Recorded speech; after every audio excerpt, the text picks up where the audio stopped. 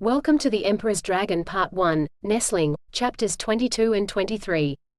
So let's begin. The Emperor's Dragon, Nestling, Chapters 22 and 23. Izuku sat up as he listened to the teacher. Now that they were in the second half of their third year, their teachers were changing.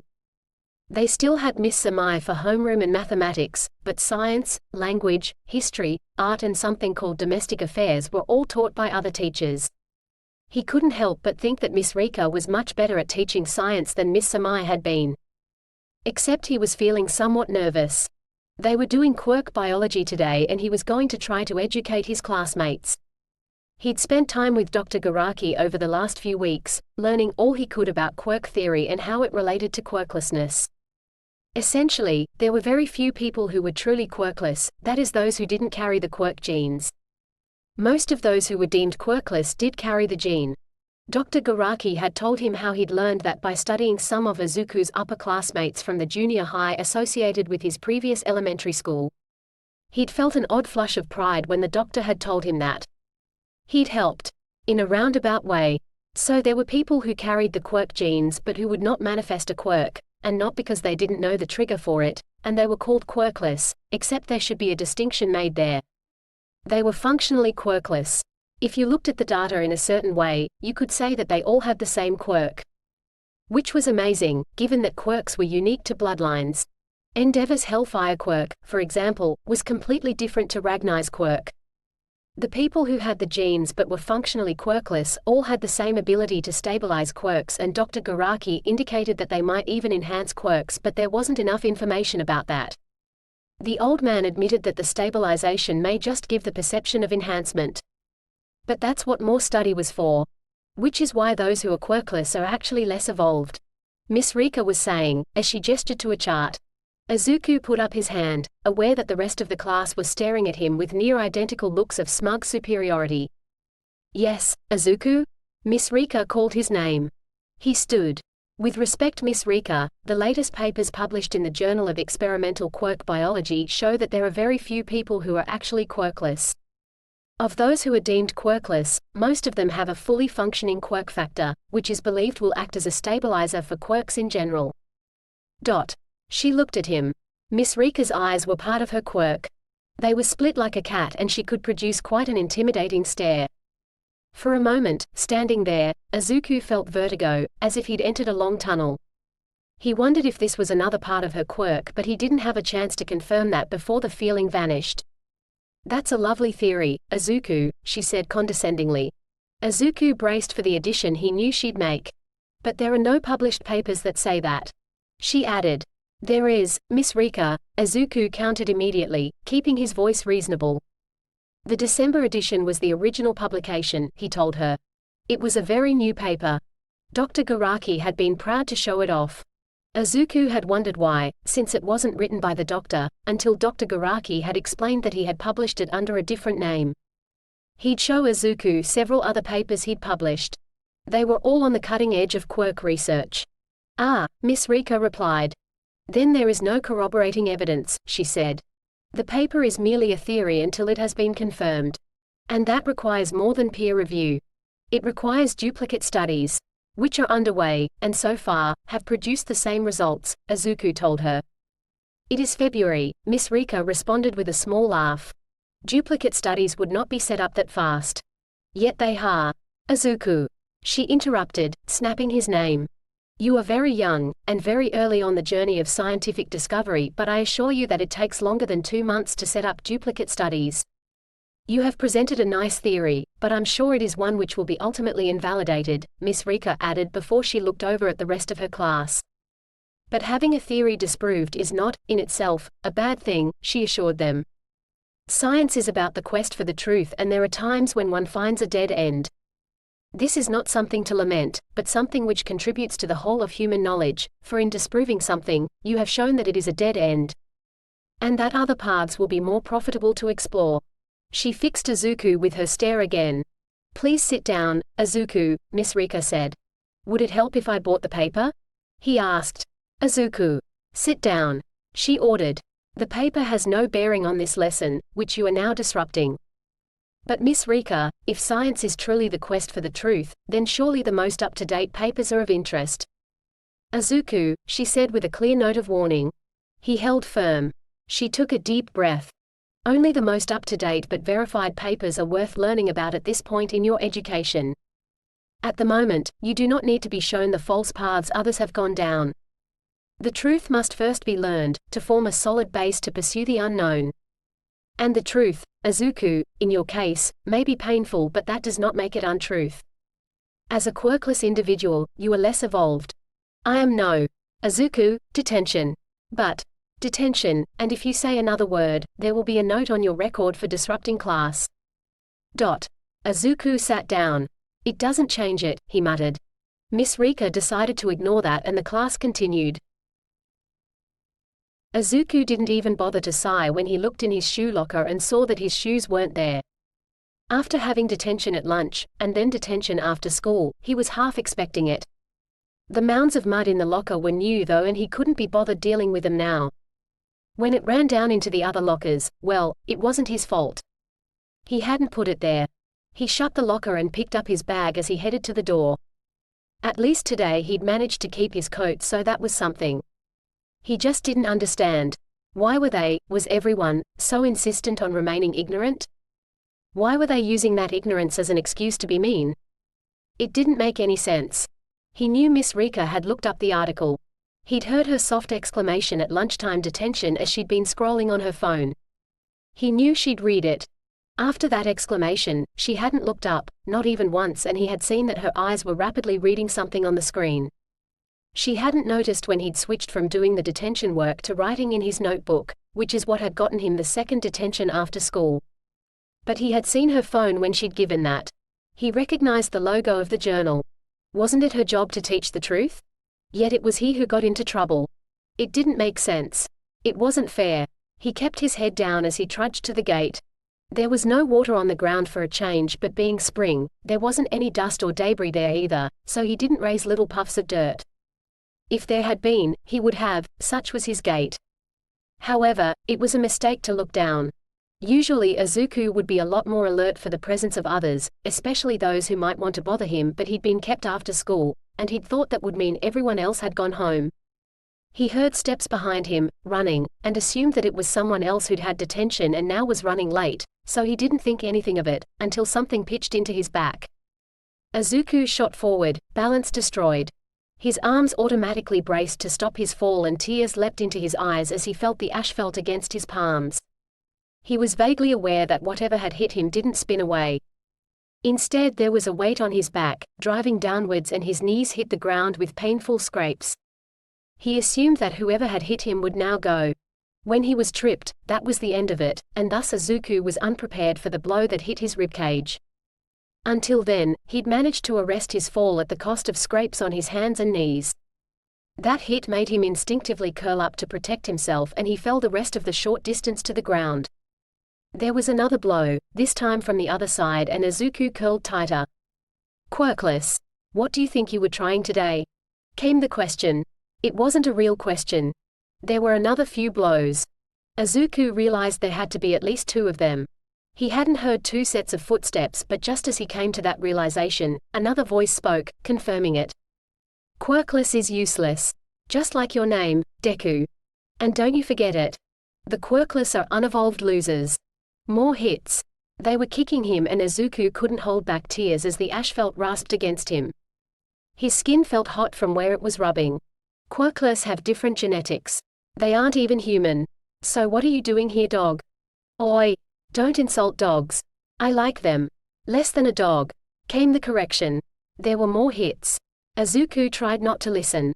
He knew it wasn't true, but the words cut deeper than the scrapes.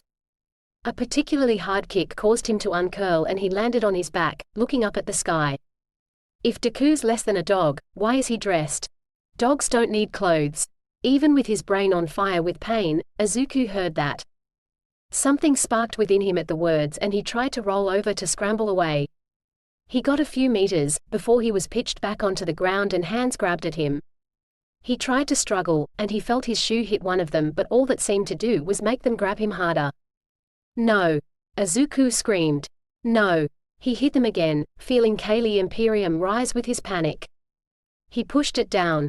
Dad said he couldn't use a quirk, but then he felt someone's hand on the back of his neck, just like Tomura, who despite the fact that Izuku sensed him more often than not, still liked putting one of his disembodied hands there.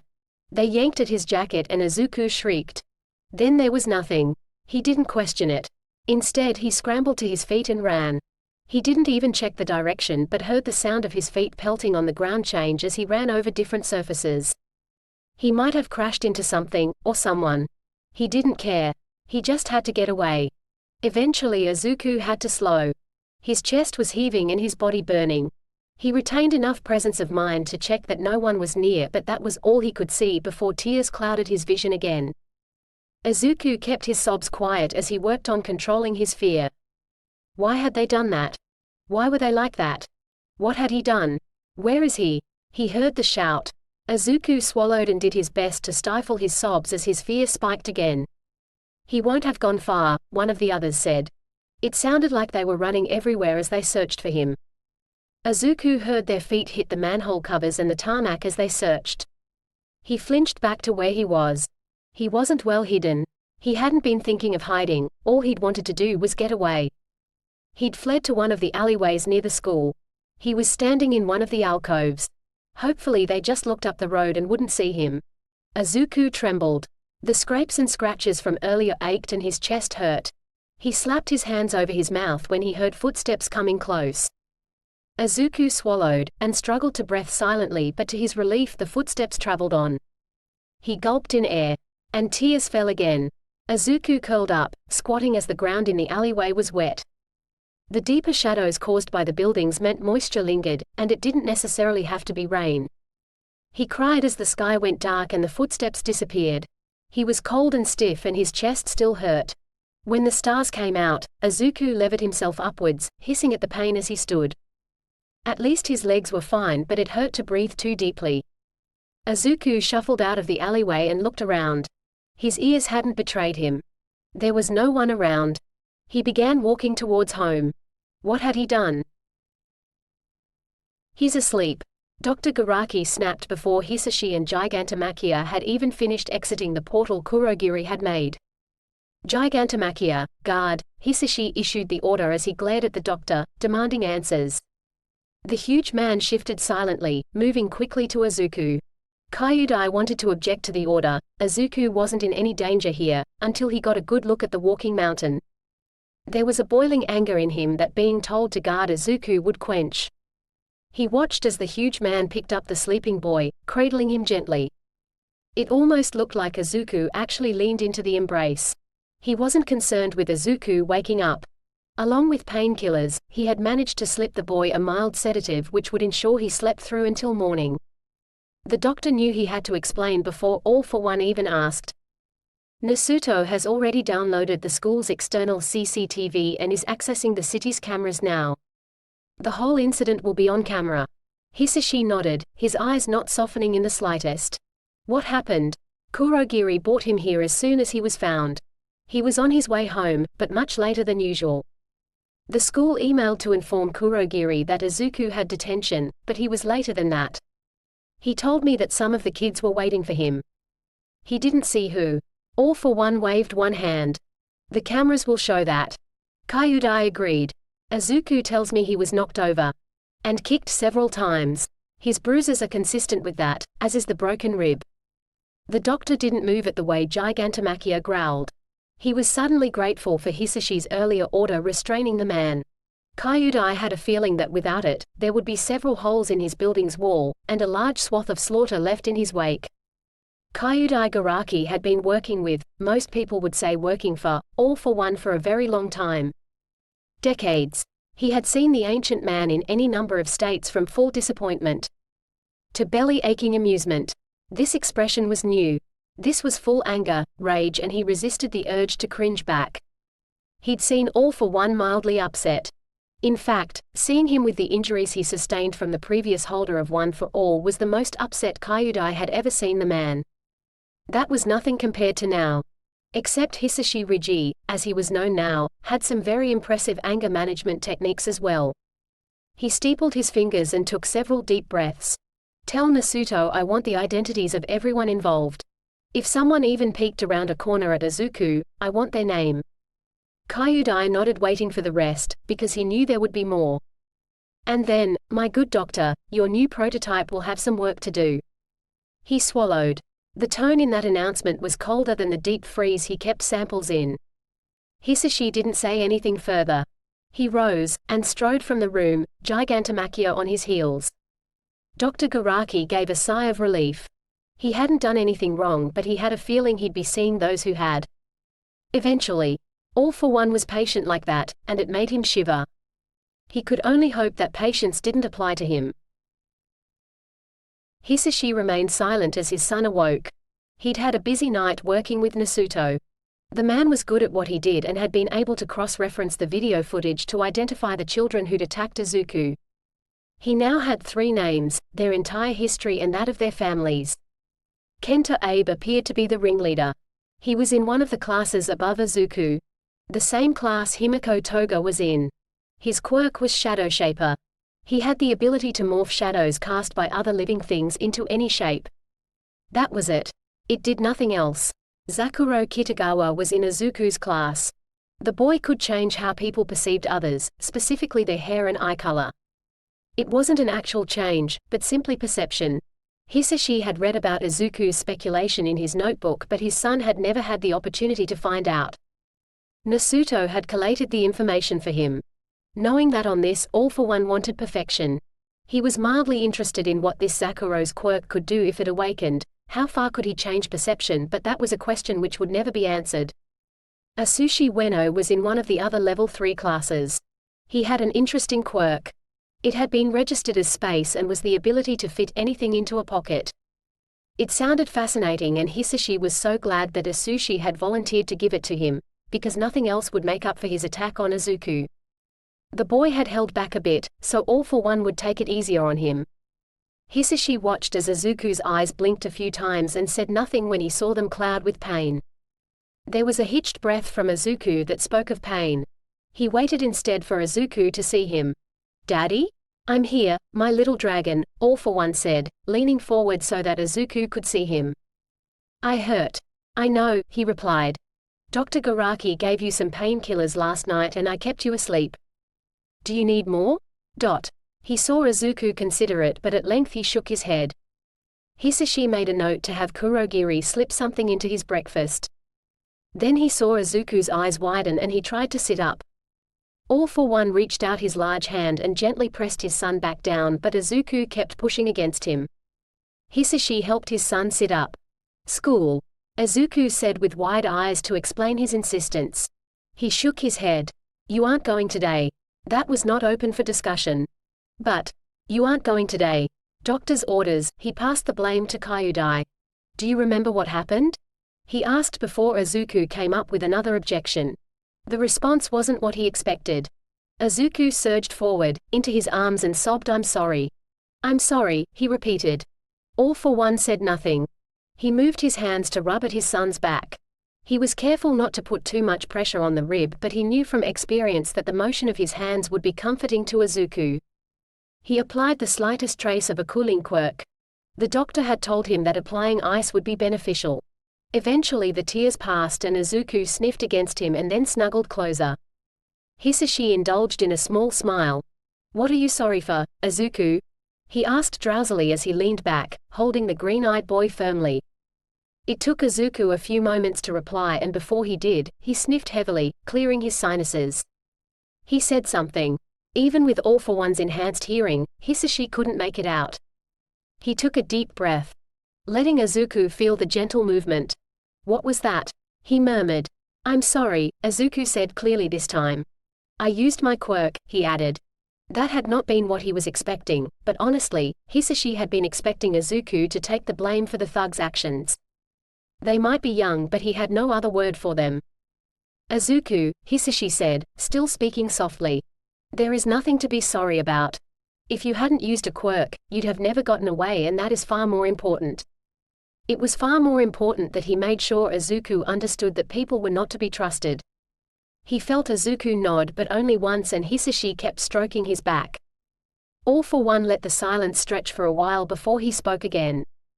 I did tell you, Izuku, that people are cruel and these are the people you want to protect. Children reflect the truth of society. And the truth is that society isn't nice. They treated you like that, Izuku, because you are, to them, different. They think you are weak. He kept his voice soft, almost a murmur, making Izuku strain to hear each word because he knew that cadence was often as important as meaning. They can learn, Izuku insisted. Izuku, he chided mildly. They aren't heroes, his son changed tactics. Heroes are better. All for one side again.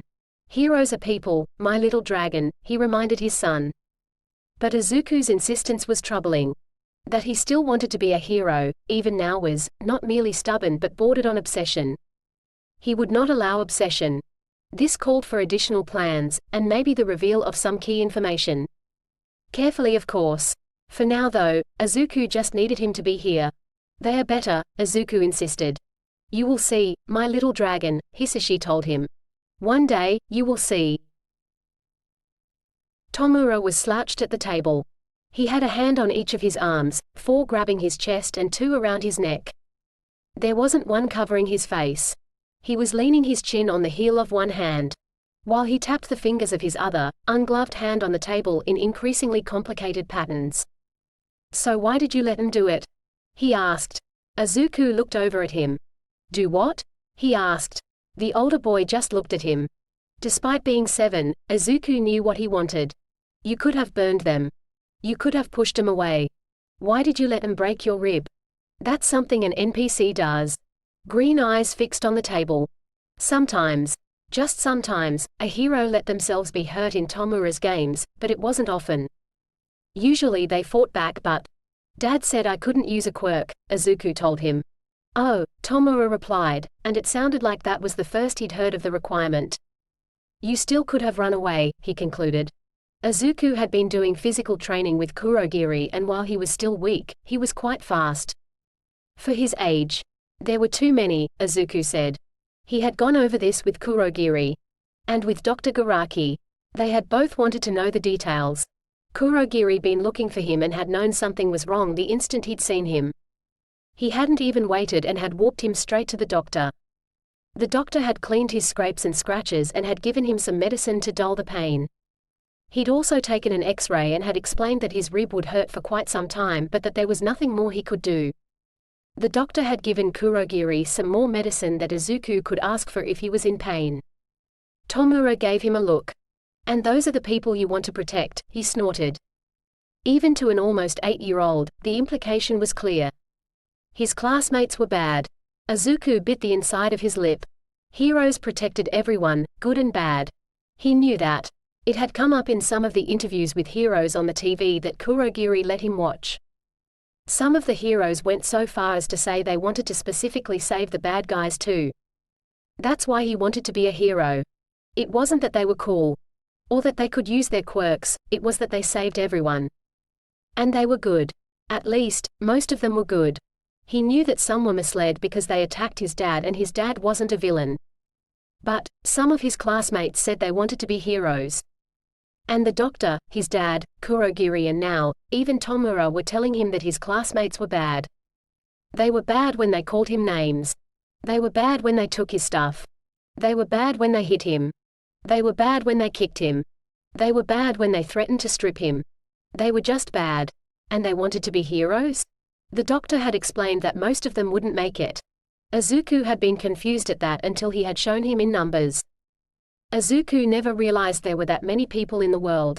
But of the people in Japan, there were about 200 police for every 100,000 people, with another 50 heroes or sidekicks. That meant that just one person in every 2,000 became a hero or a sidekick. That was way less than even those who were quirkless.